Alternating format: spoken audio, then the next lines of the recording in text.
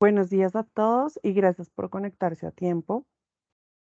El día de hoy estaremos con nuestros aliados de Alianta, Juan Fernando Rico Mezquita y Valentina Mota, conversando sobre el debido proceso en la terminación del contrato de trabajo con justa causa. Antes de iniciar, les voy a dar unos tips para el correcto desarrollo del evento.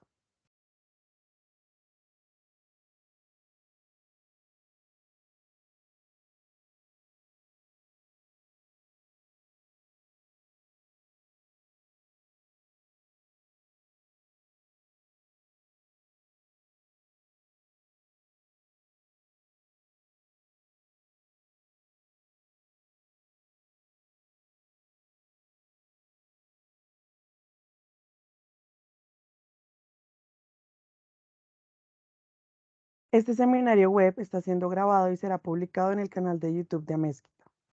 La herramienta está configurada para que solo los moderadores tengan el micrófono abierto. Los asistentes pueden realizar preguntas a través del chat. Estas serán respondidas finalizando la sesión en un espacio designado para esto. Al finalizar el evento les compartiremos un formulario de retroalimentación de la sesión. Ahora le doy paso a Valentina Mota.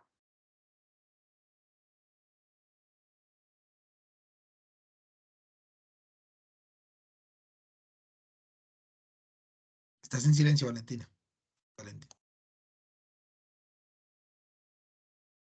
Buenos días a todos. Extiendo un saludo a todos los asistentes a este evento, donde nos enfocaremos en el debido proceso en la terminación del contrato de trabajo con justa causa.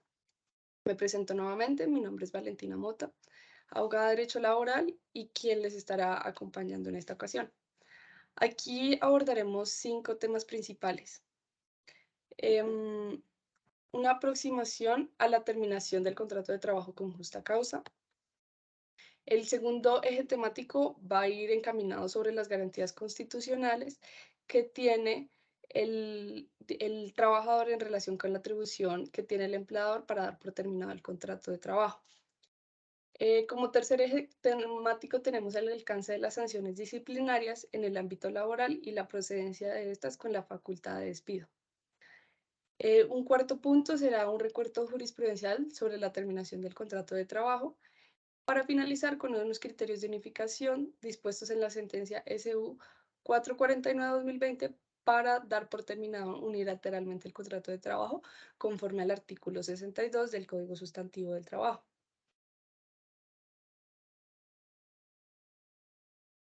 Bueno, iniciando vamos a dar unas breves aproximaciones a la terminación del contrato de trabajo. Sea lo primero decir que todo contrato de trabajo es susceptible de ser terminado por cualquiera de las partes, por común acuerdo de ellas o por el suceso de alguna de las situaciones descritas por la ley. Las causales para terminar un contrato las podemos resumir en dos grandes grupos, unas causales legales y una decisión unilateral de cualquiera de las partes, divididas en justas causas y sin justas causas. Digamos, al hablar de las causales legales descritas en el artículo 61, podemos encontrar algunas de estas, como son la muerte del trabajador, por sentencia ejecutoriada, por suspensión de las actividades por parte del empleador por más de 120 días, por expiración del plazo fijado, así también por la terminación de la obra o labor contratada o por el reconocimiento de la pensión. En resumidas cuentas, al hablar de causas legales, basta con invocarlas por parte del empleador para poder dar por terminado el contrato de trabajo sin necesidad de indemnización alguna, pues se entiende que la ley así lo ha querido.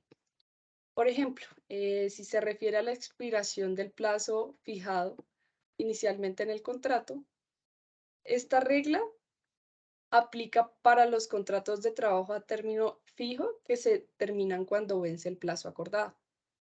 En todo caso, la ley establece el requisito para este tipo de eventos de dar un preaviso que no puede ser inferior a 30 días para emitir esta justa causa. De igual forma pasa con la terminación del contrato por, digamos, la terminación de la obra contratada. En este caso, al ser un contrato que por su naturaleza no puede subsistir más allá de la obra que lo motiva, termina por esta justa causa.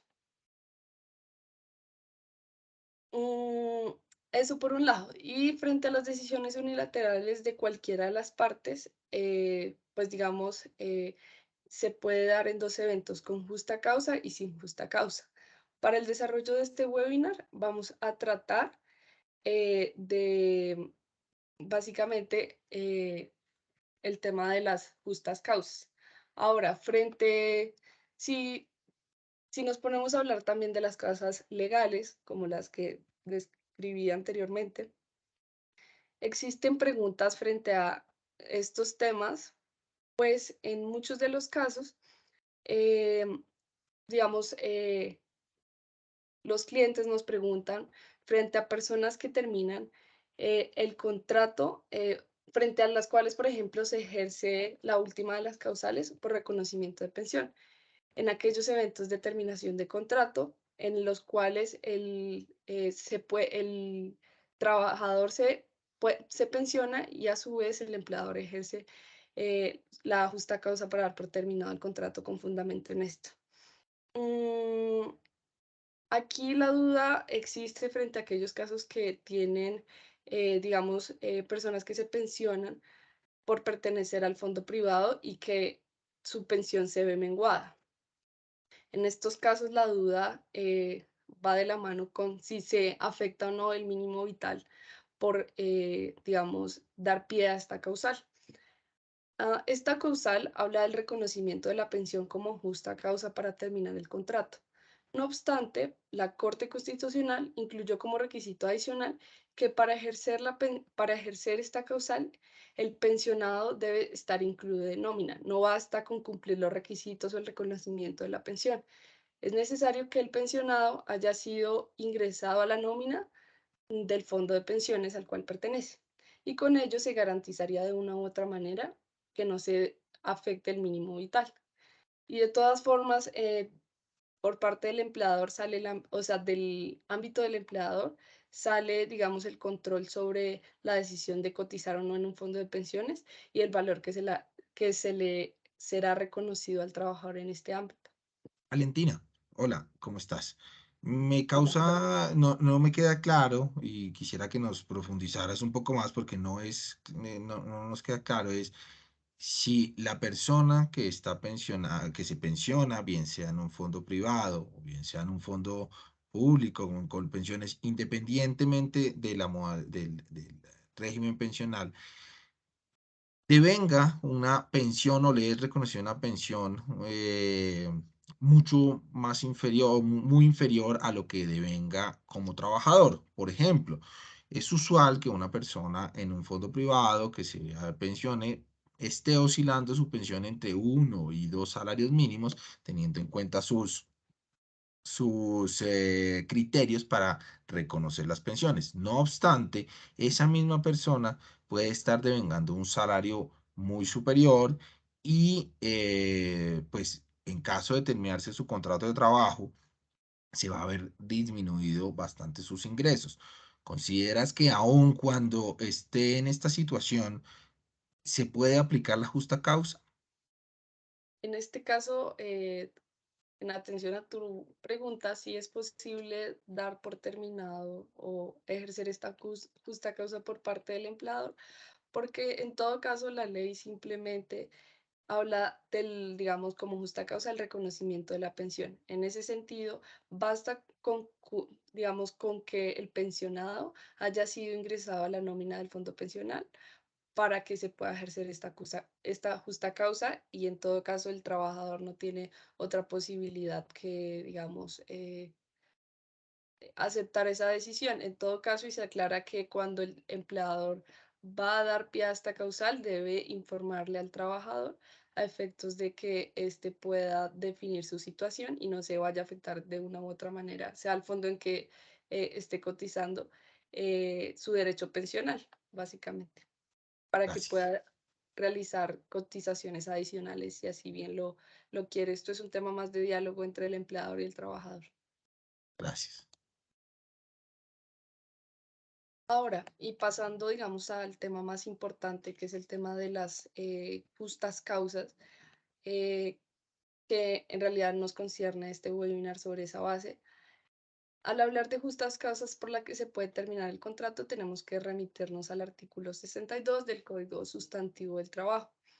Este señala una lista de las causales por las cuales el contrato de trabajo puede ser terminado por la parte que se ve afectada, ya sea el empleador o el trabajador. En el literal A de este artículo se definen las causales que puede hacer uso el empleador para dar por terminado el contrato con justa causa, y en el literal B del mismo artículo están, digamos, las causas por las que puede dar por terminado el contrato de trabajo el trabajador. En virtud de esta norma se tiene que las partes terminan unilateralmente el contrato de trabajo y en ese sentido deben manifestar a la otra parte el momento al momento de la extinción del contrato, la causa o motivo que justifica esa decisión, para que pues posteriormente no puedan ser alegadas causales o motivos distintos a los que se definen en esta, digamos, en este acuerdo que sea entre las partes. En cuanto a la terminación con justa causa, al ser taxativas, la normatividad laboral establece unas causales taxativas, las cuales además pueden ser complementadas con el reglamento interno del trabajo, el contrato de trabajo u otros procedimientos internos del empleador, así como debe ser manifestados estas a la otra parte. El artículo 62 literal A trae 15 causales. Las primeras 5 se refieren a actos de injuria, engaño, de violencia, malos tratos, daños materiales a la propiedad, actos delictivos por parte del trabajador, entre otras muchas de ellas, que han caído en algunos casos en desuso. Una de las que más me interesa en este caso es la causal número 6, la cual habla de cualquier violación grave de las obligaciones o prohibiciones especiales. Y en ese sentido, esta es de una u otra forma de las más importantes y que los empleadores hacen uso, pues pueden invocar cualquier falta grave que haya pactado en el contrato, en el pacto colectivo o en el reglamento interno del trabajo para, digamos, hacer uso de esta falta grave y poder dar por terminado el contrato de trabajo con justa causa. Continuando con esas 15 causales, también encontramos de las 7 a las 8 temas de detención preventiva del trabajador, o que el trabajador revele secretos técnicos o comerciales, o que da a conocer asuntos de carácter reservado. Otra de las que también quiero traer a colación y que más puede en algún punto interesarles es la causal número 9, que se refiere al deficiente rendimiento del trabajador en relación con la capacidad del trabajador y con el rendimiento promedio en labores análogas. Aquí, respecto a estas, se traen unos requisitos adicionales descritos en el decreto 1373 de 1996, el cual establece el deber de agotar un trámite previo con la finalidad de poder dar aplicación a esta causal. El patrono, digamos, debe ceñirse a este procedimiento para que pueda dar trámite a esta causal. Dentro de este procedimiento, digamos, se encuentra 3 grandes puntos. El primero de ellos es que debe requerir al trabajador por lo menos 2 veces. Puede ser por escrito o verbalmente, mediante un requerimiento que entre los dos no puede superar un lapso inferior a 8 días. El segundo requisito es que si los hechos anteriores a los o sea, si los hechos son anteriores al requerimiento, el patrono considera que aún subsiste el deficiente rendimiento laboral del trabajador, presentará ante este, debe tener un procedimiento para hacer un cuadro comparativo de rendimiento promedio entre un trabajador que también realiza actividades análogas, a efectos de que con, digamos, ese estudio de rendimiento se pueda presentar descargos por parte del trabajador. Ahora, si el patrón no queda conforme con la justificación que el trabajador da, así se lo debe hacer saber, digamos, pues dentro de los 8 días siguientes, y con base en eso podrá dar por, digamos, terminado el contrato de trabajo con justa causa. Y una de las últimas que también destaco es la posibilidad de dar por terminado el contrato cuando se trata de enfermedad contagiosa crónica del trabajador cuya curación no haya sido posible durante 180 días. Esta es una causal, digamos, que en todos los casos no puede tener el mismo tratamiento. Básicamente, porque un trabajador no puede ser despedido en razón a que tenga alguna incapacidad laboral, porque esto en todo caso sería como si se despidiera por estar enfermo. No obstante, cuando el trabajador permanece incapacitado por más de 180 días, la ley considera tal circunstancia como una causa legal para dar el despido del trabajador. Digamos que no se trata ni de un despido injusto ni injusto, sino un despido legal, en razón a que el trabajador no está en capacidad de prestar el servicio para el cual fue contratado. Pero el empleador debe, digamos, antes de tomar esta decisión, surtir un proceso previo a efectos de garantizar todos los derechos del trabajador. Dentro de los requisitos que se encuentra es dar un preaviso de 15 días con antelación y adicionalmente, debe, para invocar esta justa causa, acudir ante el Ministerio del Trabajo para solicitar la respectiva autorización. Valentina, tengo varias preguntas al respecto. La primera pregunta, ¿el empleador y el trabajador pueden crear justas causas? No, el empleador y el trabajador no pueden crear justas causas, pueden crear, digamos, pueden estipular en el contrato o en reglamentos internos faltas graves y con base en el incumplimiento de estas faltas graves puede ejercer la justa causa del artículo 6 del numeral 6 del artículo 62. Así. En ese orden de ideas, ¿qué pasa cuando las partes señalan en su contrato de trabajo justas causas o nuevas justas causas diferentes a las que están establecidas en la ley? ¿Qué puede pasar? Me quedan las dudas sobre si establecen estos serán justas causas realmente o qué puede pasar al respecto. Digamos que en este caso no, digamos, no se pueden equiparar a justas causas porque justas causas son las establecidas taxativamente por ley, pero con base en el incumplimiento de estas faltas graves sí se puede ejercer el derecho para dar por terminado el contrato de trabajo unilateralmente. Ok. Entonces, ¿podrías aclararnos también un tema muy importante y es, dentro de las justas causas, cuando uno revisa el artículo 62, está el reconocimiento de la pensión de vejez o de invalidez como justa causa? ¿Esto es una justa causa o es una causa legal? No sé si nos podrías aclarar este punto, porque es una de las justas causas quizás más reiteradas dentro de los empleadores. Esta, pues digamos que está dentro del capitulado de justas causas legales.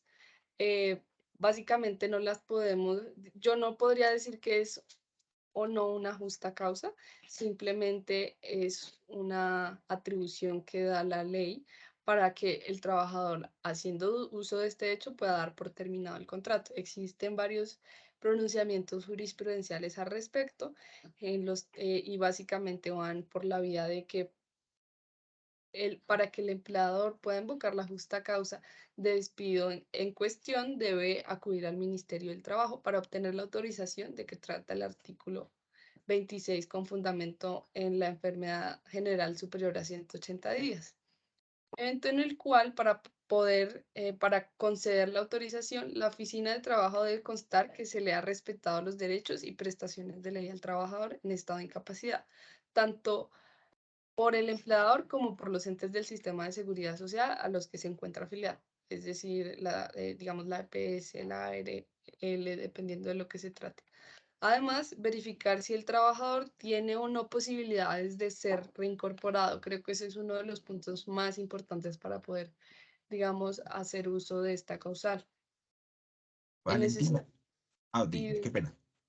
habrá que probar el caso en concreto y dependiendo de la situación de que se trate, pues se da pie o no a esta causal. Se aclara que para hacer uso de esta causal, la enfermedad que padecen debe estar íntimamente ligada con la imposibilidad de realizar la actividad para la cual el empleador lo contrató, básicamente.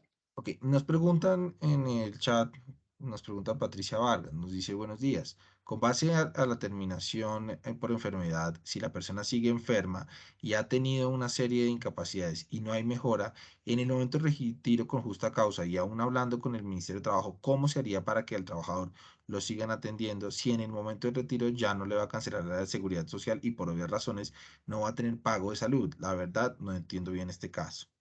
No lo entiendo bien en este caso. ¿Qué pasa en caso, entonces, básicamente, reformulo la pregunta, es qué pasa en caso de terminación del contrato de trabajo frente al servicio de salud de la persona que sea pues, retirada del cargo?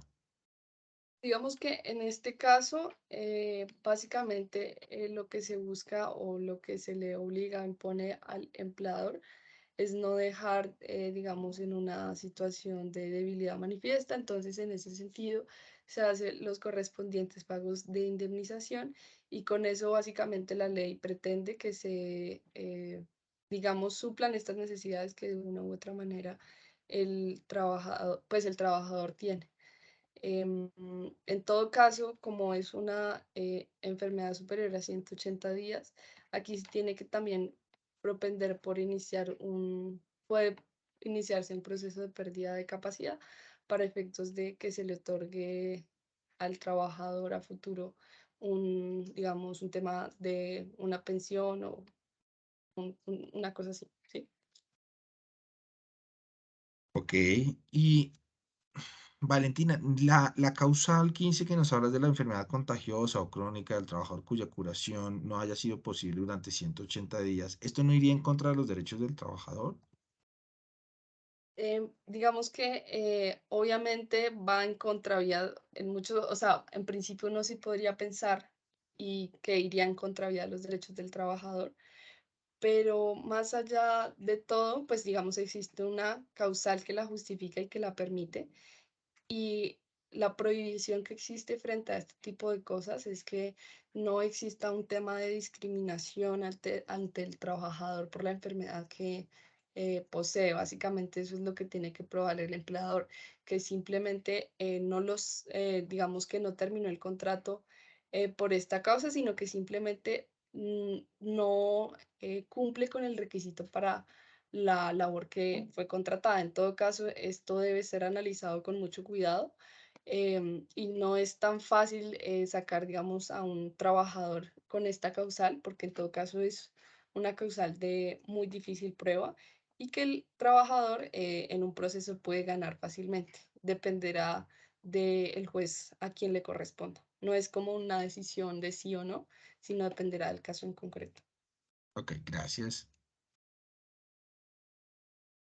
Luego, ahora continuando con el tema de las justas causas, para dar por terminado el contrato, quiero traer a colación una sentencia de la Sala de Casación Laboral eh, bajo radicado 38872, la cual básicamente nos dice que la terminación del contrato de trabajo en principio implica liquidar todos los valores que se le adeudan al trabajador a la fecha que termina dicho contrato.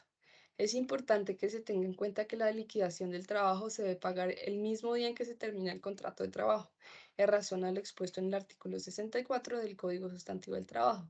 Y si no hace el pago, se debe mostrar que la falta de pago no se debió a un acto de mala fe del empleador, lo que quiere decir que es un aspecto a discutir en caso de que el trabajador reclame.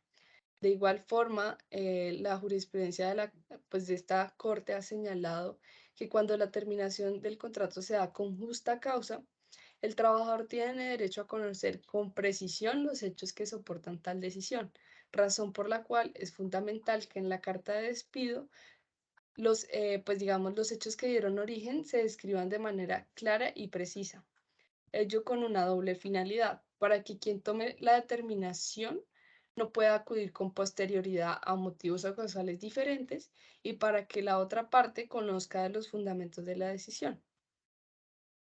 Sin embargo, el tema de la terminación del contrato con justa causa puede generar ciertas dudas e inquietudes, por lo cual hice, digamos, una breve aproximación de esos aspectos básicos y más relevantes para que pues lo hayan podido entender un poco mejor. El segundo eje importante de nuestra conferencia es en relación con las garantías constitucionales, en relación con el ejercicio de la atribución de terminación unilateral por parte del empleador. ¿Esto qué quiere decir? Básicamente que en cuanto al contenido de las causales de terminación del contrato de trabajo, con justa causa por parte del empleador, se advierte que para efectos de su aplicación entran en colisión varios derechos constitucionales que operan como garantías a favor de los trabajadores, dentro de las cuales cabe resaltar, digamos, el derecho a la dignidad humana. En el ámbito de terminación del contrato de trabajo con justa causa, el derecho a la dignidad humana conduce a excluir las decisiones arbitrarias o caprichosas de los empleadores, por virtud de las cuales se incurre en un trato degradante, humillante respecto de los trabajadores. Por ejemplo, cuando a pesar de que un trabajador está dando cumplimiento a sus actividades y obligaciones, se le señala que esté incurriendo en ineptitud para realizar la actividad encomendada, sin tener certeza sobre el rendimiento del empleado y de su comparación respecto de otros trabajadores que ejecutan o desarrollan una misma labor. Dando continuidad, también puede entrar en colisión el derecho a la honra. El derecho a la honra puede ser entendido desde, digamos, dos aristas. Una parte desde el concepto como tal de honra, es decir, una buena reputación, la cual se presume, y digamos, el segundo punto, según la ejecución de su comportamiento y la opinión que tienen los demás sobre el sujeto.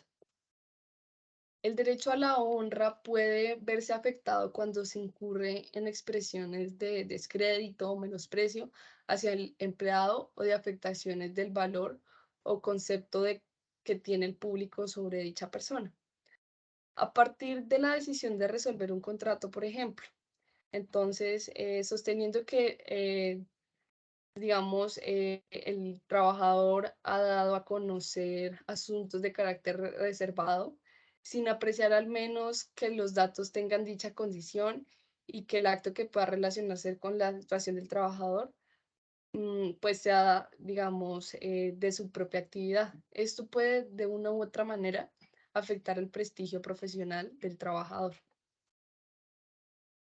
El tercer derecho que también entra en colisión frente a esta atribución del empleador de terminar el contrato puede ser también el buen nombre.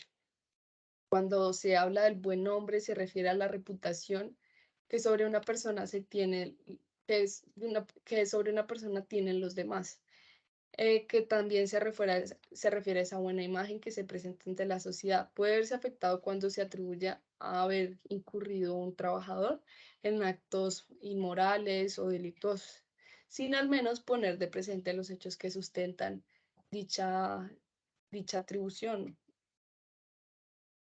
Otro derecho que entra también en colisión es el derecho al mínimo vital, que también yo creo que se relaciona con la pregunta que nos hicieron ahorita sobre la terminación del contrato cuando se presenta enfermedad por parte del trabajador. Básicamente, el derecho al mínimo vital se refiere a la reputación que sobre una persona tienen los demás. Se refiere a la porción de ingresos que el trabajador está destinado a financiar para sus necesidades básicas. Esto quiere decir los gastos que tiene para financiar su alimentación, su vivienda, su vestido, el acceso a servicios públicos. Para, digamos, este es indispensable de una u otra manera para hacer efectivo también el derecho a la dignidad humana. Y este se afecta en el ámbito laboral cuando, sin cumplir las garantías mínimas que se le imponen al empleador como límite de su facultad, decide despedir al trabajador invocando una justa causa sin que haya constado la misma. En ese sentido, y vuelvo a traer a colación el tema de cuando se despide a un trabajador eh, por una enfermedad contagiosa, en este caso se vería afectado el derecho al mínimo vital si el empleador pretende hacer valer esta causal sin pedir, digamos, autorización del Ministerio del Trabajo o sin darle un preaviso de 15 días. Uno de los más importantes, y creo que el desarrollo de la jurisprudencia frente a esto ha sido bastante álgida y han tenido criterios diferentes, es sobre el tema del el derecho al debido proceso y el derecho de defensa. El debido proceso es esa aplicación material del principio de legalidad. Así, en este ámbito laboral, se ve menguado cuando para activar alguna de las causales previstas en la ley no se agota el debido procedimiento previo, como pasaría con la causal de la falta de rendimiento, cuando no sea el procedimiento correspondiente para que sea escuchado el trabajador y no se hace esa comparación debida entre trabajadores del mismo rango. Con ello también está dado el derecho de defensa como esa garantía que cuenta el trabajador de participar en las decisiones que le afectan. En este caso, cuando es llamado a una diligencia de descargos, se le debe garantizar al trabajador eh, el derecho a ser oído frente en este tipo de actuaciones.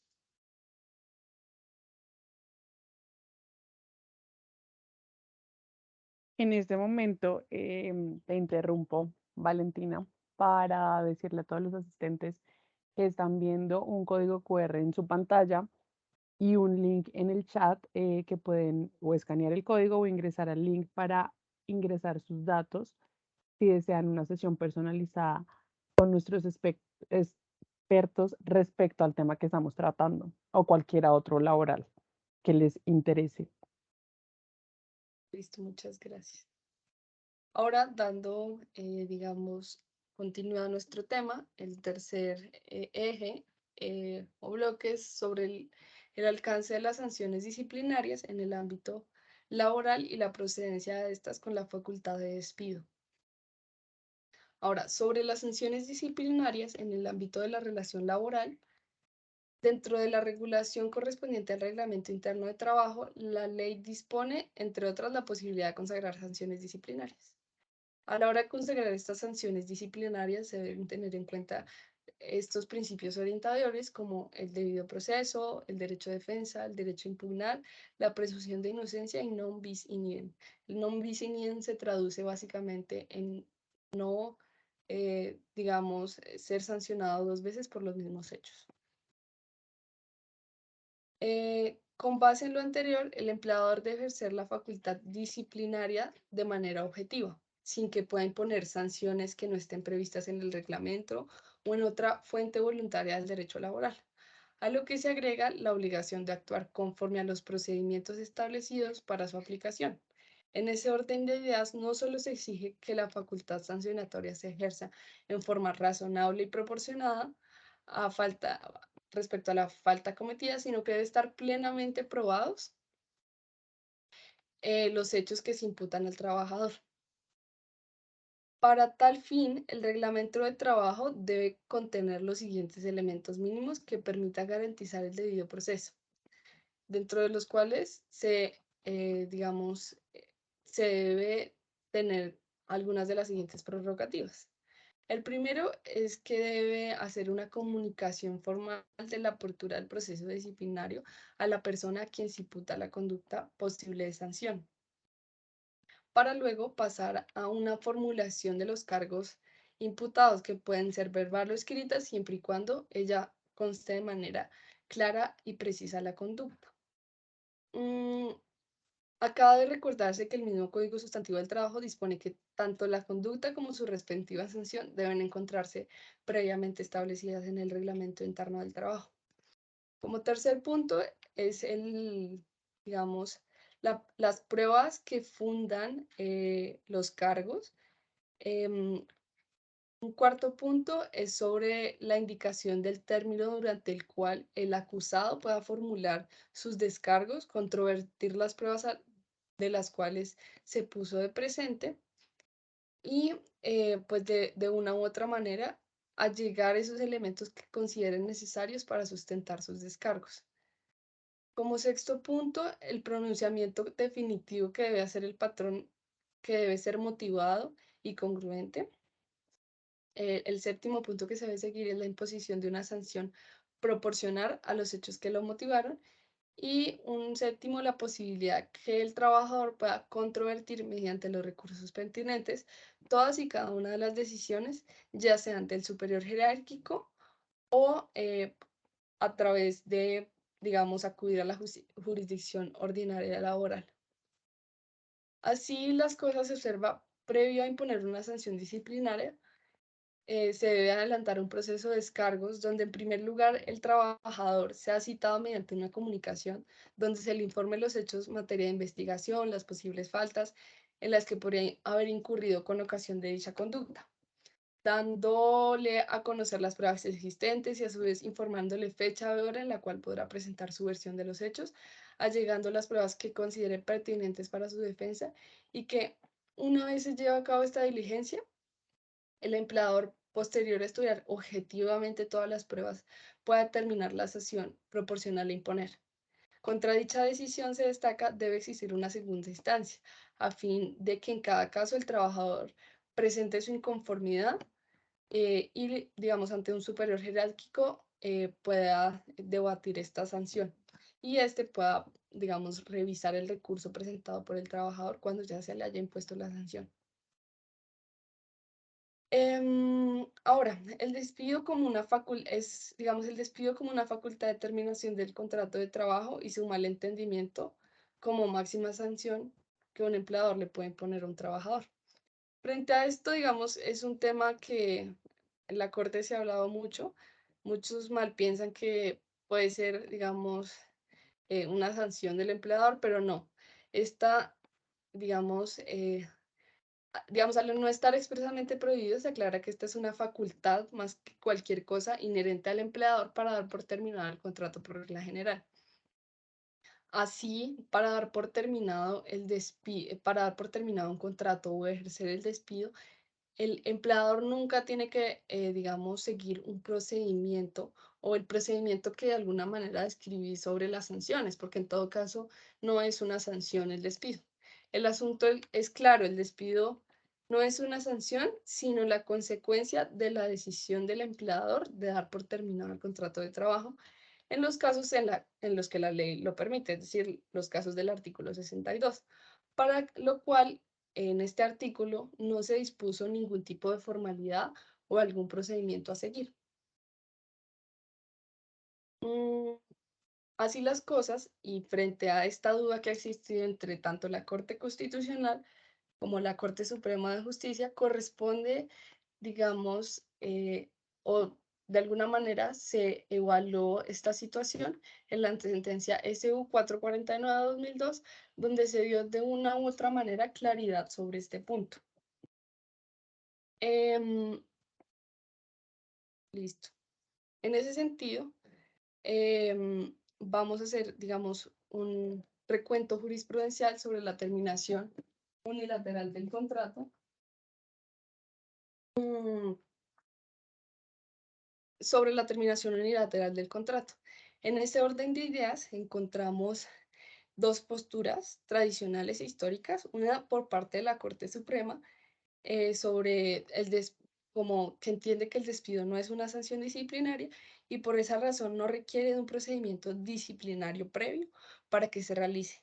Aunque no son una sanción disciplinaria, esto no implica que el trabajador, digamos, no cuente con las oportunidades de ejercer su derecho de defensa y contradicción, razón por la cual será necesario contar con todos los soportes documentales que acrediten que previo al despido del trabajador pudo dar su versión de los hechos que fundamentaron pues la justa causa para terminar el vínculo laboral. De otra parte, la Corte Constitucional en múltiples sentencias y con fundamento en el debido proceso esgrime la necesidad de realizar descargos para que el trabajador tenga la oportunidad de defenderse. Por ejemplo, uno de esos casos es en la sentencia T293/2017, en particular en lo referente a la oportunidad que debe tener el empleador de realizar descargos frente a la imputación que se le hace. La tesis jurídica que sostiene la Corte digamos, edifica en dos supuestos: que la terminación del contrato de trabajo por incumplimiento del trabajador se asimila a una sanción, y la segunda, que para la terminación del contrato de trabajo por incumplimiento del trabajador debe seguirse un debido proceso que supone permitir el derecho de defensa y la posibilidad de controvertir tal decisión. Es por esta razón que desde hace tiempo se venía esperando una sentencia que unificara estos dos criterios, porque si se ponen a ver son, digamos, muy distintos y alejados.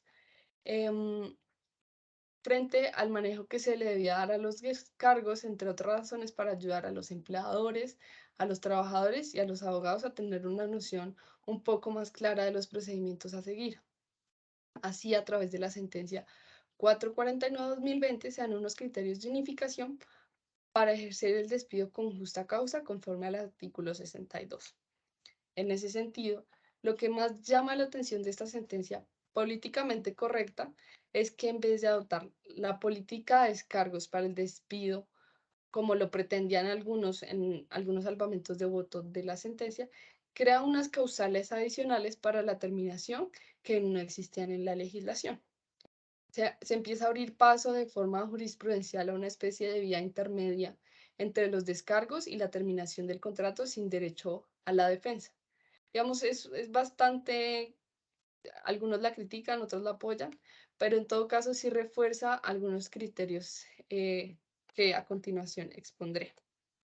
Ahora, es importante decir que dada la línea reiterada en la materia que existe en la Sala de Casación Laboral de la Corte Suprema de Justicia, se considera necesario definir una regla de interpretación del artículo 62 hacia el futuro, tanto por razones jurídicas para los empleadores y los trabajadores, como por aspectos de certeza y coherencia en el ordenamiento jurídico. En consecuencia, cuando el empleador hace uso de esa facultad unilateral de terminación del contrato de trabajo con justa causa o despido, deberá cumplir con las siguientes garantías obligatorias, cuya exigibilidad se impone y así se resalta en la parte, digamos, resolutiva de la sentencia en mención. Dentro de esas garantías obligatorias que se deben, digamos, ahora tener en cuenta a la hora de terminar el contrato de trabajo con justa causa, la primera es en cuanto a que la decisión debe ser tomada de manera inmediata tras la ocurrencia del hecho, es decir, debe tener ese principio de inmediatez, debe existir una relación temporal de cercanía o inmediatez o un término prudencial entre la ocurrencia o conocimiento de los hechos y la decisión de dar por terminado el contrato. De lo contrario, se entenderá que el motivo fue exculpado y no se podrá alegar para fundamentar la terminación del vínculo.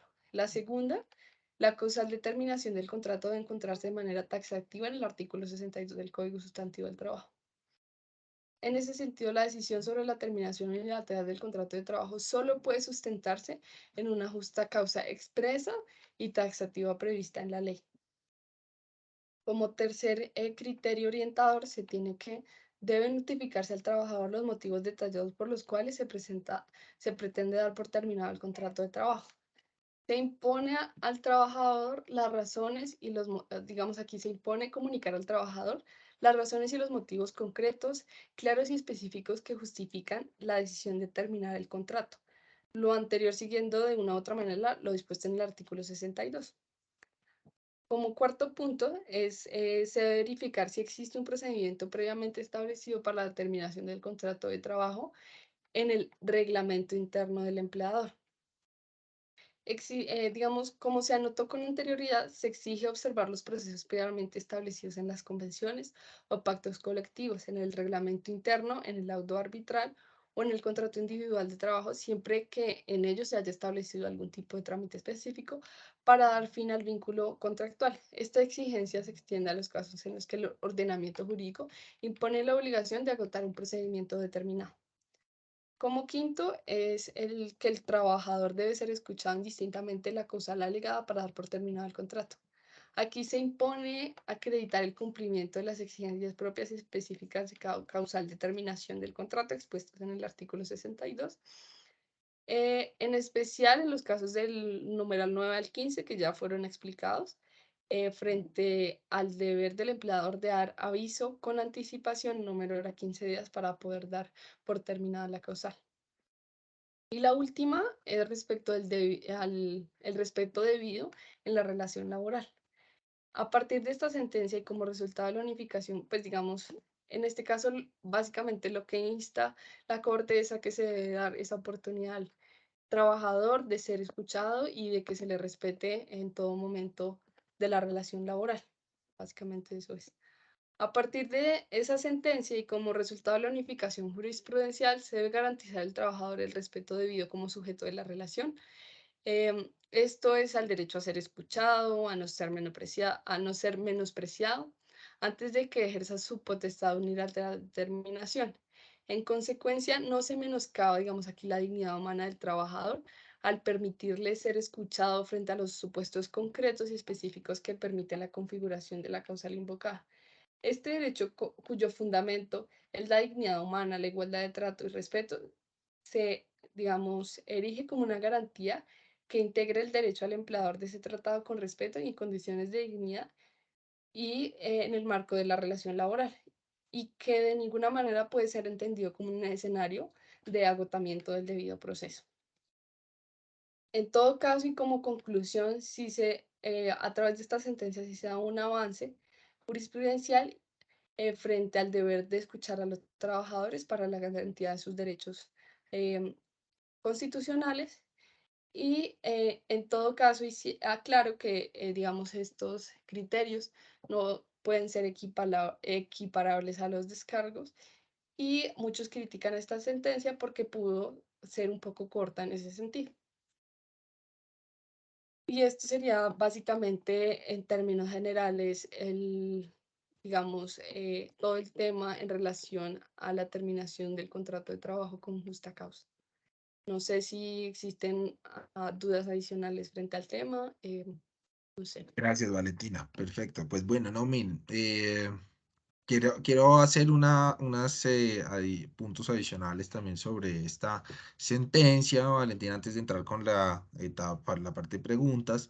Y es bueno, nuevamente buenos días para todos. Mil gracias por estar con nosotros. Veo que ha sido una audiencia bastante grande y que ha decidido escribir y tener muy buenas preguntas. Antes de pasar con esto es muy importante que ustedes sepan unos temas, así como lo ha manifestado Valentina.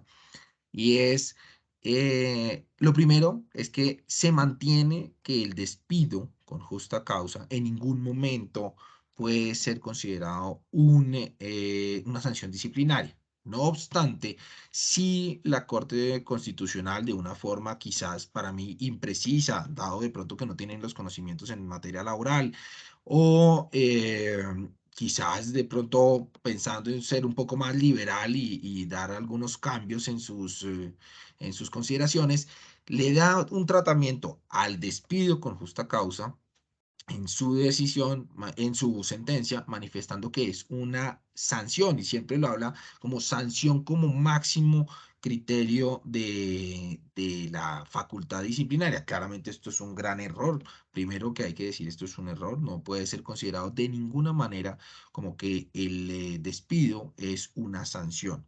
En ese orden de ideas, bajo ese equivocado interpretación de la Corte Constitucional, fue que decidió dar unos parámetros, gracias a Dios, no fueron unos parámetros rígidos, ni mucho menos, sino unos parámetros mucho más laxos en cuanto a que el empleador debe garantizar el debido proceso y derecho a defensa. Algo bastante rescatable de la sentencia, SU 449-2020, es que le permite al empleador establecer cualquier tipo de procedimiento que él considere para poder solucionar y encontrar si decide terminar con justa causa el contrato de trabajo.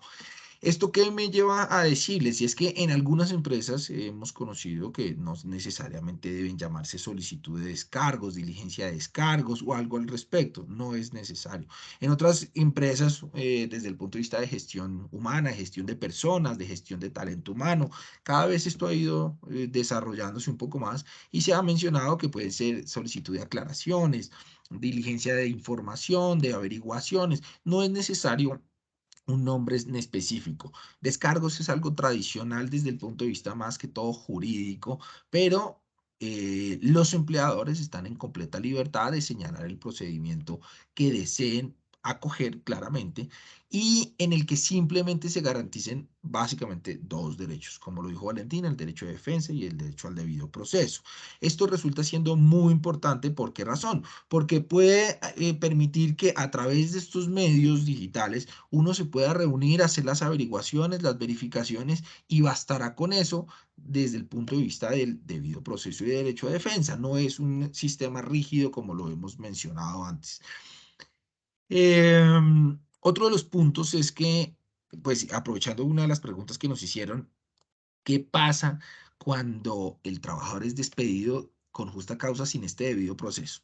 Pues bueno, les queremos contar lo siguiente. Lo primero es que bajo la tesis de la Corte Suprema de Justicia, en cuanto a que el despido de ninguna manera puede ser considerado como una sanción disciplinaria, y que no existe un procedimiento salvo que el empleador así lo haya acordado, bien sea en un reglamento interno de trabajo, en un pacto colectivo, en una convención colectiva o en algún documento donde así lo hubiera pactado, inclusive hasta en el mismo en el mismo contrato de trabajo, salvo que esto no esté, y realmente son muy pocos los casos en donde uno se encuentra que los empleadores pactan un reglamento, un procedimiento para terminar con justa causa. Pues bajo la tesis actual de la Corte Constitucional se podría considerar que es un despido ilegal. ¿Qué significa que sea un despido? Qué pena, un despido injusto, lo siento, corrijo. Un despido injusto, lo que significaría el pago de una indemnización correspondiente. Es decir, que esa decisión con justa causa se estuvo vulnerada por ese debido proceso, por esa violación al debido proceso, y en ese orden de ideas se pueda considerar como un despido injusto. Ahora, otras personas un poco más vanguardistas, lo hemos conocido, han considerado que este sea un despido, que sea considerado como un despido ilegal. ¿Qué significa entre un despido injusto y un despido ilegal? El despido injusto simplemente corresponde a la decisión del empleador de que no quiere continuar más con ese vínculo y deberá resarcir esos daños y perjuicios causados que se resarcen a través de la indemnización de perjuicios. Si el despido, por el contrario, se considera que es ilegal, significa que se vulneró una de las disposiciones legales y constitucionales, tales como, por ejemplo, las personas que tienen fuero de salud, fuero de maternidad o ese tipo de estabilidades laborales reforzadas y deben ser reintegradas a su trabajo por cuanto no se cumplieron el lleno de los requisitos legales para terminar. No obstante, pues considerar esta posición en nuestro criterio es una posición no sólida. Es muy poco probable que se llegue a señalar que el debido proceso no, más bien la violación del debido proceso genera una terminación ilegal del contrato. Claramente lo que generará es una terminación pues sin justa causa, eventualmente, de acuerdo a la línea jurisprudencial que ha ido creando eh, las sentencias que están mencionando. Nos preguntan cuál es el número de la sentencia a la que estamos hablando. Es la sentencia SU 449/2020. ¿Qué significa una sentencia SU? Es una sentencia de unificación jurisprudencial como consecuencia de que varias personas iniciaron iniciaron sus procesos de acciones de tutela por una misma decisión. La Corte, en vez de solucionar individualmente cada una de esas decisiones, decide acoger y crear un criterio uniforme de interpretación jurisprudencial para efectos de resolver casos similares. Es la sentencia SU 449/2020, en donde se estudian los diferentes procedimientos, o más bien, los diferentes casos en donde se despidieron trabajadores con justa causa sin haber realizado en algunos casos debido proceso y en otros casos sí. Esto la Corte básicamente lo estudia y terminó manifestando lo que nos informaba Valentina, y es que se deben tener unos criterios de interpretación para considerar si esta justa causa es válida o no. Sobre todo, lo más importante es crear un procedimiento que le da la libertad al empleador de establecer cualquier tipo de procedimiento para encontrar si realmente existe o no existe esa justa causa. Hay una pregunta bastante importante dentro de nuestro chat que nos mencionan, es si, ¿qué pasa entonces en ese, bien sea o en el proceso disciplinario o en la terminación del contrato de trabajo con justa causa? ¿Quién sería la segunda instancia? Esto es muy importante porque uno de los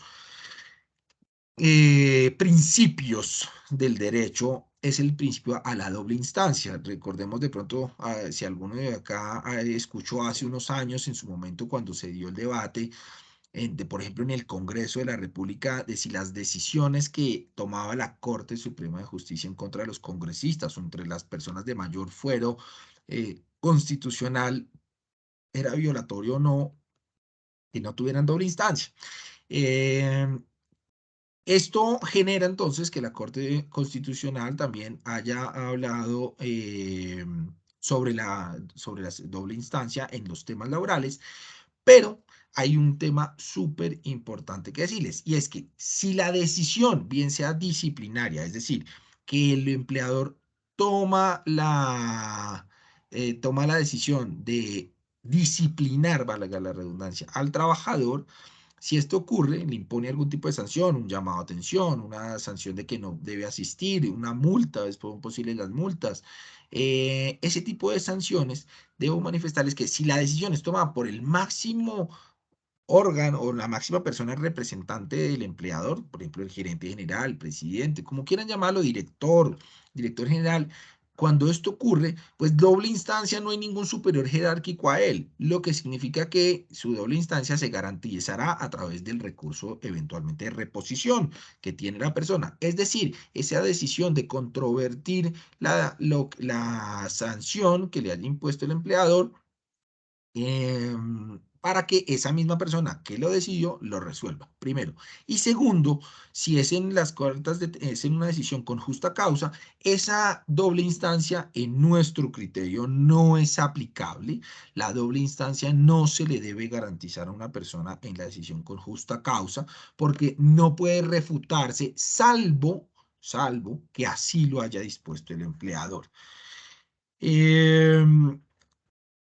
Nos hacen otras preguntas que nos mencionaban acá. Quiero resolver una pregunta que me parecía bastante importante y es, ¿qué pasa con una persona que lleva bastante tiempo, lleva más de 180 días en un proceso médico, lleva más de 180 días de incapacidad, no le alcanza la calificación para, para la pensión de invalidez, pero pues ¿qué pasa con esa persona? Entonces, en ese orden de ideas, esa persona, pues en principio uno llegaría a decir como que la justa causa existe, ¿no? Vuelvo y les digo, este tema debe ser analizado caso a caso y sobre todo en estos temas nosotros no les vamos a decir que ustedes perfectamente pueden salir y decir, oiga, tengo un trabajador, porque sé que puede pasar y me pueden decir en esta audiencia, tengo una persona que lleva 900 días incapacitada y no se ha recuperado. Esto debe ser analizado caso a caso con cada uno de los expertos, les sugiero, y desde el punto de vista de recuperación médica. Y si la persona ya no tiene más incapacidades, pero no se ha podido reintegrar, hay un manual, inclusive, que se llama el Manual de Reincorporación Laboral, que es bastante de reincorporación y rehabilitación laboral, que permite identificar unos criterios para saber si la persona debe cambiar de cargo, cómo puede mejorar sus funciones, todo ese tipo de cosas. Estamos en este punto, entonces tenemos pues no sé si tengan más preguntas. Recuerden que si ustedes quieren profundizar más en este tema, nos pueden escribir a los correos electrónicos o tienen un código QR que se está proyectando. Igualmente hay una encuesta de satisfacción que se les pone de presente en el chat para que puedan diligenciarla. Nos agradecería o les agradeceríamos enormemente que lo pudieran diligenciar y saber en qué podemos mejorar o qué podemos a profundizar para futuros webinars.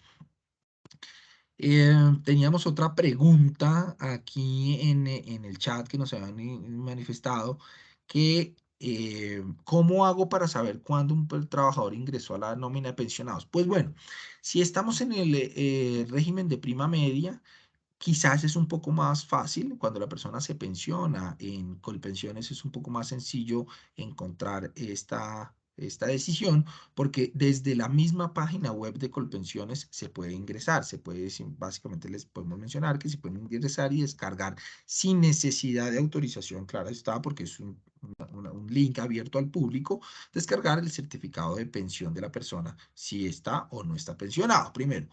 Ahora, si la persona está en el régimen privado, en cualquier fondo privado, nuestra sugerencia es elevar un derecho de petición ante el correspondiente fondo de pensiones y preguntarle si, pues simplemente que nos informe si esa persona ya está o no está ingresado en la nómina de pensionados. Seguramente responderán sí o no. Si ustedes quieren tener un elemento más certero también en el régimen de prima media en Colpensiones, pues también lo podrán hacer de la misma forma con una petición y seguramente le responderán sí o no. No es una pregunta que vaya a vulnerar la información confidencial o el habeas data de la trabajadora afiliado. Simplemente pueden, vuelvo y les digo, en Colpensiones, desde la página web se pueden descargar esos certificados y en los fondos privados, pues sí necesariamente deberá hacerse a través de un derecho de petición. Nos escriben otra pregunta. ¿Se puede configurar una justa causa si el colaborador incapacitado incumple el proceso de valoración que hace la aseguradora para definir el porcentaje de pérdida de incapacidad laboral? Bueno, una pregunta de Camila Fonseca, pues bastante interesante. Es una pregunta en donde, mire, una persona desde el punto de vista de que lleve bastante tiempo incapacitado y no es decir, se considere con una estabilidad laboral reforzada, es decir, goce de un fuero de salud, nuestra sugerencia es de cuando esa persona está vulnerando sus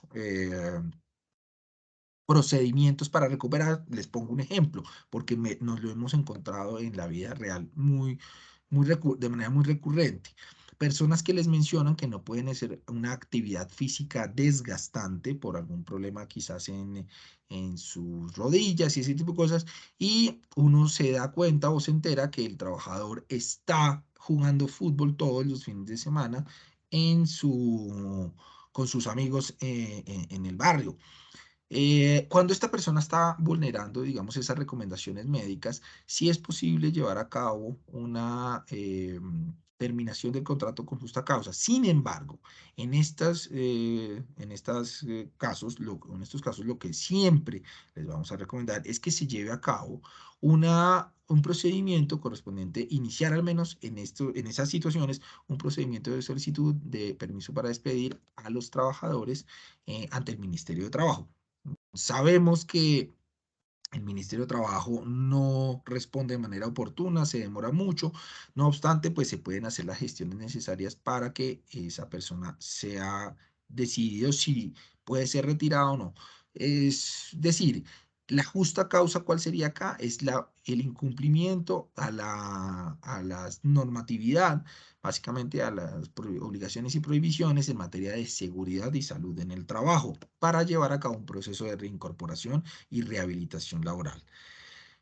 Cuando nos hablan de otra pregunta que nos menciona Alejandra Sarmiento, si el colaborador abandonó su cargo dentro del periodo de prueba, ¿qué es lo más viable? ¿Dar terminación a su contrato por periodo de prueba o terminar por justa causa por abandono de cargo? Bueno, lo primero que les debo decir es que en el sector privado no existe el abandono de cargo. Eso se aplica en el sector público. En el sector privado no aplica para nada el abandono de cargo. Lo que aplica en este caso es el incumplimiento, la falta grave y el incumplimiento a las obligaciones legales principalmente y a las contractuales y reglamentarias. La principal obligación que tiene cualquier trabajador es prestar personalmente su servicio de la manera como él lo considere. En ese orden de ideas, si el trabajador no se ha vuelto a presentar, y ha incumplido, simplemente en cualquiera de estos escenarios, bien sea periodo de prueba o con justa causa, inclusive les soy muy honesto, yo soy un poco más partidario que sea con justa causa que sea con periodo de prueba. Para esto, simplemente deberán verificar las razones de por qué el trabajador no se ha vuelto a presentar. Esto sí es muy importante, por esto siempre sugerimos en los contratos se adicione en los contratos de trabajo un correo electrónico, teléfono o número de persona de contacto en caso de emergencia para saber por qué no se ha presentado, hacer un requerimiento de por qué no se ha presentado a trabajar y terminar el contrato de trabajo con justa causa. Cuando hay estos incumplimientos tan evidentes básicamente de no prestar el servicio. Primero. Segundo, si ustedes consideran que es periodo de prueba, no está mal. Lo más importante es que se esté haciendo esa terminación de periodo de prueba dentro del pues, periodo máximo correspondiente. Nos preguntan que si para un llamado de atención se debe realizar debido proceso de diligencia de descargos. Cuando es un tema por escrito, la respuesta es sí. Siempre se debe hacer porque se le debe garantizar un debido proceso y derecho de defensa al trabajador. La respuesta es sí. Sí se debe hacer de esa manera. Se puede considerar justa causa si a un colaborador se contrata para un proyecto definido, pero el cliente cancela el proyecto, por lo cual la empresa ya no requiere el colaborador, puesto que ese proyecto se cancela. La respuesta es no, eso no es una justa causa. Volvemos y les decimos. Las justas causas son únicas y exclusivamente las que están autorizadas en la ley y a los empleadores y trabajadores les está prohibido crear justas causas.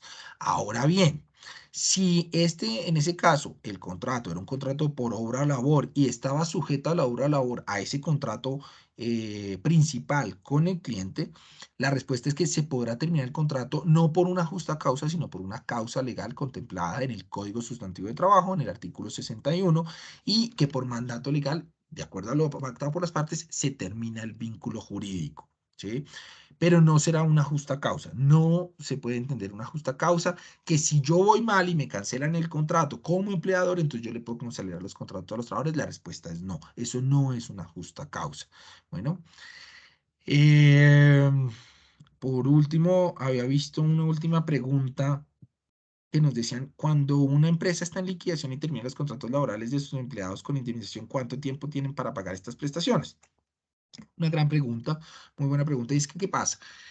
Como está contemplada la ley señala que los pagos de la liquidación de prestaciones sociales deben hacerse de manera inmediata. Sin embargo, esa norma ha sido ampliamente estudiada por no sé, yo creo que desde el año 1900, casi desde el año 1950, cuando estaba establecida, cuando se redactó la primera norma contemplada sobre pago de la liquidación, y siempre se ha dicho que este pago puede demorarse un poco más, no tiene que ser el mismo día de la terminación del contrato, y ese pago debe hacerse es dentro de un plazo razonable.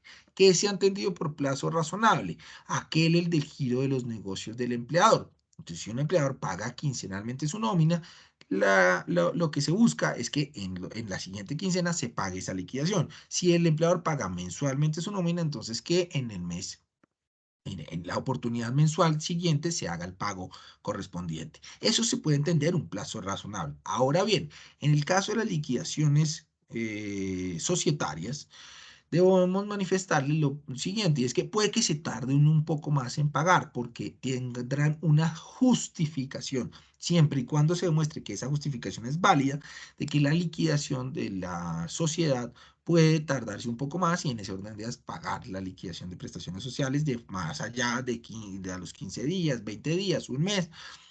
Nosotros no sugerimos que se tarde más de un mes en hacer ese pago, pero lo que es importante es que ustedes lo tengan claro que en caso de existir esa liquidación puede llegar a tardarse más.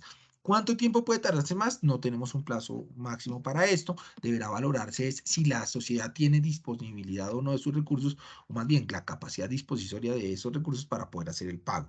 Todo dependerá del caso a caso. ¿Por qué razón? Porque en estas situaciones se debe valorar bastante la buena fe.